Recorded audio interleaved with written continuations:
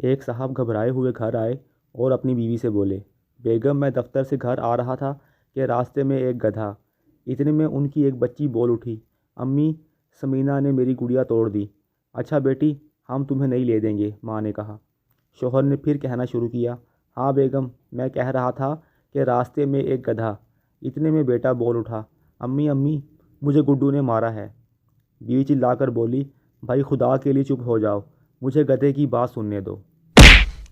دیہاتی جوتے کی دکان پر گیا اور بولا، بڑی گارنٹیاں دیتے پھرتے ہو جوتے کی۔ جوتے نے 2 دن نہیں نکالے۔ دکاندار، ہوا کیا ہے جناب؟ دیہاتی، اٹھا لی ہیں کسی نے مسجد سے۔ بیوی، میری طرف منہ کر کے سوئیں، مجھے ڈر لگتا ہے۔ شوہر، اچھا تو بس تم نے ہی جینا ہے، میں بے شک ڈر ڈر کے مر جاؤں۔ مرد حضرات گھر پر صرف 2 صورتوں میں ہی خوش ہوتے ہیں، یا بیوی نئی ہو یا بیوی نہیں ہو۔